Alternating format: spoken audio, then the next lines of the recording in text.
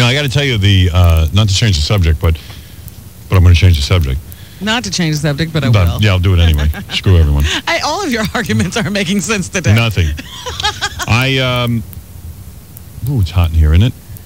Ooh, Jesus, it's hot. God, what is going on? It's like a blasting inferno in here. It's an inferno.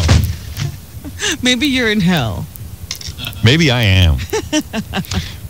The highlight for the birthday show, one of the highlights anyway, was this guy Sy Dresner showing up. Yes, you enjoyed him. This is a guy who, when I started in radio, I had been a program director. It started at a station in Westchester, WRNW. Worst station in the world. They didn't even have a rating book. That's how bad the station was. In other words, nobody even knew if anyone was listening to it. You could tell no one was listening to it. Nobody even ever called you on the request line. It didn't even matter what you did since nobody was rating it anyway. Yeah, it didn't matter. You could play whatever you wanted. It was stupid. I spent 2 years there being stupid. It wasn't even real radio. It was like, my parents couldn't even pick it up in their house, okay? So when I decided that I didn't want to be in management, I wanted to become a morning man. I wanted to concentrate on my on-air activities, yes, as Ganji does and so many people. I decided to audition for a station in Hartford, Connecticut. And I got in. It's a miracle I stayed in radio, because my hands would shake as I did that show, because that guy Sy, who you met, who seemed like a gentle old man yesterday, but Sy was a bulldog. He really was a little bulldog, a dictator. And but great. I mean, listen, the guy ran a tight ship. Let's put it that way. But man, I got to tell you, he was a hands-on. It was a big deal to me, boss. Robin. It was a 50,000-watt FM station and AM station. That's a big deal to land the morning man job there. And it was a great station because people who drove from New York to Boston would get to hear me on the air. It was a good showcase. Sure. I had a plan there, and I got the job. I secured it. And it was very exciting for me. You know, and I did it all. I was the morning man, the newsman. I played records. During the records, I would tape phone calls from listeners. It was some show. And did Sy really teach you how to work the phone? No, Sy. But Sy was such a ogre. And Fred can back me up, because that's where I met Fred. The guy was so tough that literally he would fire morning men. And I would hear these stories. Now, I was the new morning. He would fire morning men in the middle of their shows. And so you had to be scared. And at least 2 to 3 times a week, Sy would call me during my show to have me take transmitter readings. Yes. You know, to see if the power out. And you're supposed to know how to do that by the FCC law. If you operate equipment, you're supposed to know how to read it. You're supposed to spend a lot of time figuring out what you're doing. And I'm willing to admit, I had no idea what the readings were. So what did you do? Scribble them down from whatever the person wrote before? Yes, as you did, I'm sure. And the thing is that I had no idea. And then he'd tell me to calibrate. I had no idea what he was talking about.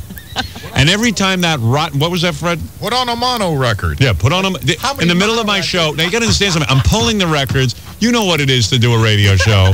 To pull the records, to do the news. You can imagine... Yeah, you got a tape recorder going. I had a back time into Paul Harvey News at 8:35. Don't ask what was going on. You're playing records.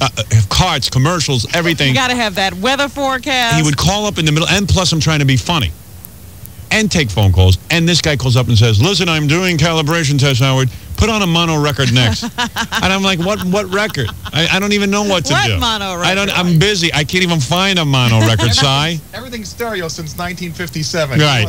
Mono record. You got to look for something by Perry Como. And God knows what he was doing down there at the transmitter. This isn't. Is this because he's worried it's not going out loud? No, he was the engineer as well. He was too cheap to hire an engineer, so he would be down there at the transmitter. And he had to do this for the FCC. Calibrate. Yeah, who knows what he had to do. Like, you're a one-man band there on the air. He's a one-man band off the air. Off the air. Yeah, and the stories about Sy were that in the middle of your air shift, Sy would fire you because if he felt you were doing something wrong, you were finished. And I used to do some pretty daring stuff, like Hartford Never. Like, I started screaming about Shell Oil back then, and then he called me in his office, and he had a big smile on his face. But who knew? I thought I was being brought in to get fired. This controversy's good. Sometimes it would be, this controversy's bad. I mean, you didn't know with the guy. You didn't know where you stood. And the thing was, he would call me in the middle of the show to calibrate, but the call would come in. I figured I'm being called. That's it. I'm being fired in the middle of my show. This is the call. This is it. You dreaded those calls. Yeah, I dread it, and I Was shook. there a special line? Yes, a special line, a Sy line that literally have people that only Sy had. Right, because then you know when that phone rings, you're I in heard, trouble. and now mind you, this was my first big morning gig. I heard that if the phone rang more than 3 times during the morning gig, even, I didn't care what you did. If you were talking on the air, you had to pick up Sy's line. Where were you? Yeah. And that was the first thing you heard. Where were you? Like I was out fooling around during the show. Like he didn't believe you. Yeah, I was having sex. Where were you?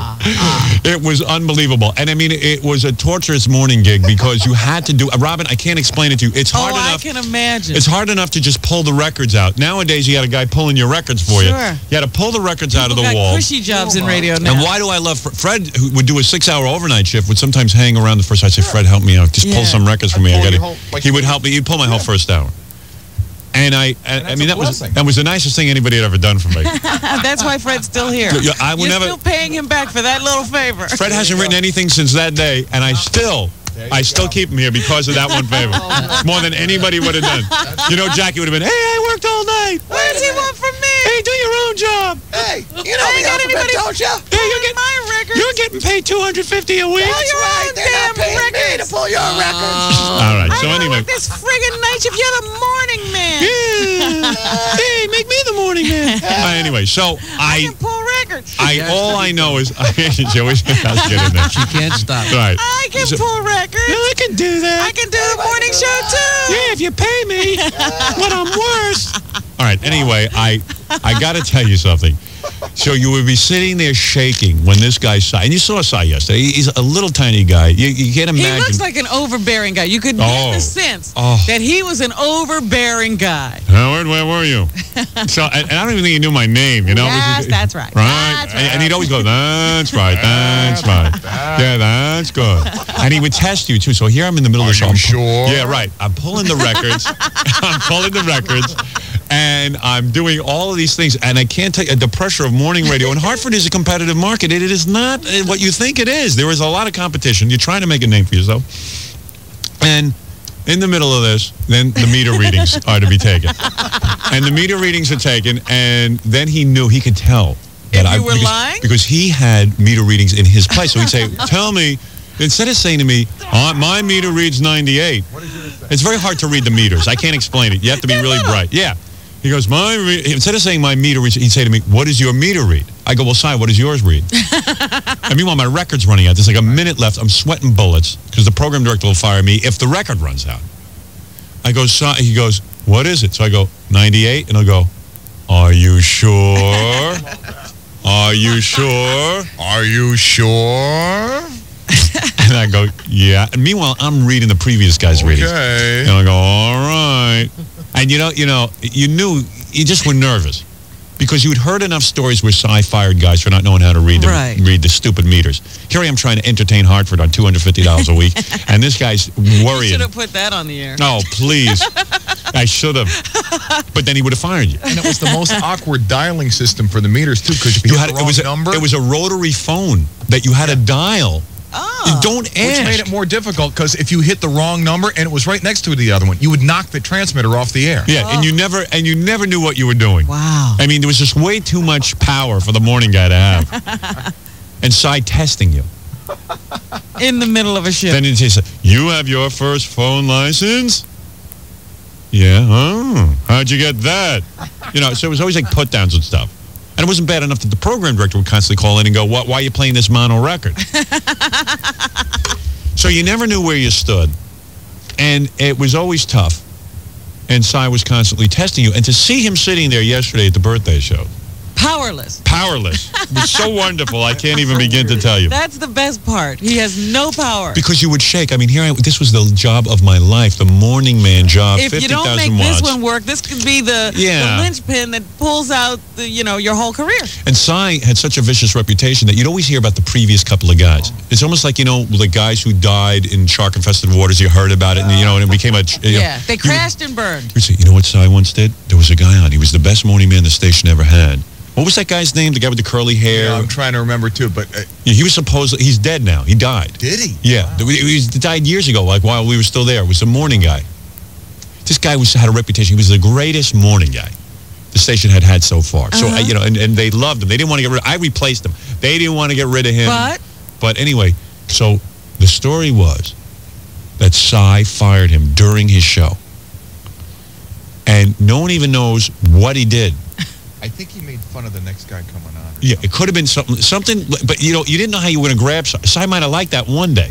Because Sy loved controversy. I'm not afraid of controversy. And then, you know, all of a sudden, Sy didn't like controversy and you were fired. And you didn't want to lose your gig because it was ridiculous. So how long were you there under this kind of pressure? I'll get to that. But anyway, so I'm on the air one day and someone tells me, Sy, you better be careful today because Sy, I heard once that Sy fired this guy. Now, he loved this guy. Like a son, he loved this guy.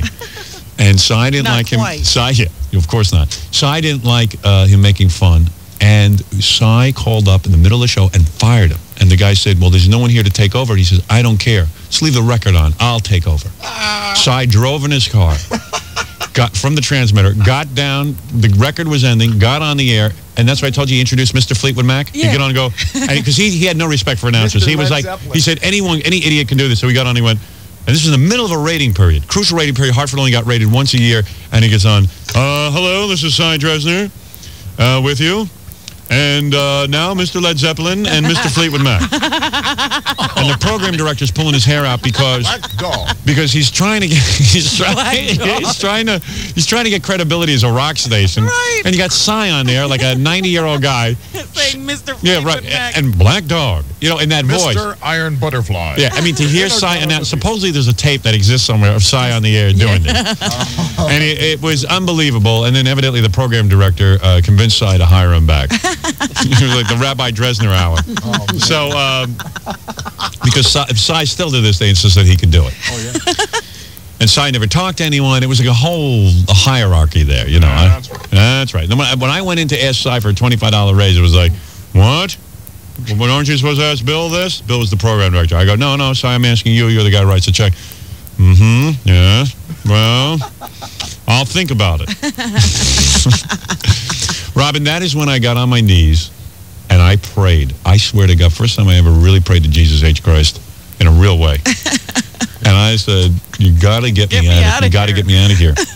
And it was like 2 or 3 days later, and I was in tears on my knees. I swear I was in tears. And you know me, I'm not a man who's given to crying. Not often. I swear I was in tears on my knees saying, I am too talented for this. And I did this for a year. So a year. Lived through that. I lived through it, and then the great radio consultant Dwight Douglas found me in Hartford and took me away. Amazing. Yes, and that is a true story. Absolutely. So amazing. Seeing Sy there, yes, it was a great birthday gift, Robin. Well, because you're quite welcome. It demystified him. You know what I mean? He had always been this enigma in your mind. And then to see Bill Nozzle there, who was the program director, right? The two of them. Who was he was a victim of Sy too. Who was so nervous, you know. But I looked at him, and I know he could have been a problem, too. Oh, big problem, big problem. I could tell. Bill, this was not a fun guy to work for either. Bill Nozzle was a guy who likened himself to a football coach. He was the football coach. And he used to lecture us after a ratings period, and there were a lot of dismal rating periods. And it happened once a year. There was a lot of lectures. And, you know, his ass was on the line and all this kind of stuff. I swear I was a battered woman. You talk about Lorraine and Bob. I should have cut off 20 fetuses. But he was under a lot of pressure from Sy. Sy was very cheap.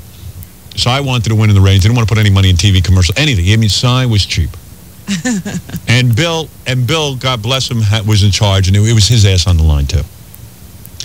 And we finally got Sy to pick up the syndicated weekend show. It was a guy named Mike Harrison had developed a weekend syndicated show. It was a one-shot deal called The History of Rock and Roll. You could play it all weekend. And Sy was actually going to pay money for the show to help us during the ratings. But this guy, Mike Harrison, who made the records, he'd actually distribute the show on record. It was like 24 discs. Yeah. The guy sent out a letter and just said, hey, listen, I want the records back afterwards. It's my property. After you buy the show, make sure they come back in good condition or I'll have to charge you some extra money. Well, Sy heard extra money, and he issued an edict. He said, listen, if any of these records are damaged, that person gets fired. Now, you're talking about, it might have been 10 cents. Amazing. Yeah, it was amazing. And basically, Mike Harrison didn't even expect to get back his records, his stupid records, but Sy started going nuts. So they came up with a plan. Bill got us into a meeting and said, Sy now has decreed that if any of these records break or they're scratched, you will be fired. Therefore, we're issuing you a pair of white gloves. Each person got a pair of white gloves. This is why I had to get out of there. And you would wear the white gloves while you spin the records. Yeah. And there were turntables from hell. Yeah. Oh, the worst the turntables would scratch the records These anyway. Were from 1930. They had like these tone arms the size of baseball bats. They How did. are you supposed to be delicate? Right. So we had our white gloves on. And you tried doing a radio show with white gloves and handling records. When you get into your white gloves, you know you shouldn't be And here. I even said to Bill and so I said, listen, I got to speak up here. I was the one willing to speak up. I was the morning. I said, listen, the guy doesn't really mean, he just wants to get his records back in decent condition. I don't think he doesn't want you breaking them. What he really doesn't want is you guys keeping the records and playing these records during the year for free. Yeah. What? You don't know anything. What? Right? Shut up. Yeah, right. Shut up. What? Shut up. What? Shut up. It was like a 1-2 punch. So we all had to do our shows, and we were all shaking in our pants when we handed in the record. wear the gloves. Oh, everyone wore the gloves. You had to wear the gloves. You would have been fired. I wish I could have been there. We had our white gloves. They were white ladies' gloves. Yeah, and you putting your little dainty hands into your little glove. Yeah. Any pictures anywhere of anybody in the white gloves. If anybody would have walked in with a camera, I would have cut their nuts off. You might have broken a record. Yeah. In the scuffle. It was wild. Oh, that's great. Well, anyway, so it was great seeing everyone from Hartford. And what a nightmare. What is Bill Nozzle talking about? He's got a record? Yeah, well, yeah, now he's calling me. He's got a record. I'm going to check it out. I got to see. He said it sounded like a kind of parody, a Bobbit song. I know, he was always writing his own songs and playing them on the air. He was allowed to play his own songs on the air. I used to hang out with Al Anderson of NRBQ. Yeah, and they used to make records together. And Al Anderson just wanted to get his own records on. That guy from NRBQ. But he would stroke Bill by telling him, hey, come on, we'll make a record together. Right. And Bill would play his own records and stuff. Were they any good? What? What? Yeah. No, they were good. They were good. Yeah, they were pretty good. Yeah, for a guy from Hartford. Yeah. Sure. He had talent. He did have talent. And what does he do now for a living? He calls me. There's not much money. No, I know. He's got an advertising agency in Hartford or something. Is that right? Yeah. He doesn't still work for Sy. No. That ended. That nightmare ended. Yeah, I almost made in my pants when I first got that job because it was the first time I said, this is exciting. It's a 50,000 watt station. They got a rating book. I'll actually know how many people are listening to me. Yeah. Little did I know, that's a curse. Now you can't get rid of it. Yeah, you can't. Got too many ratings. Yeah. Well, everyday rating.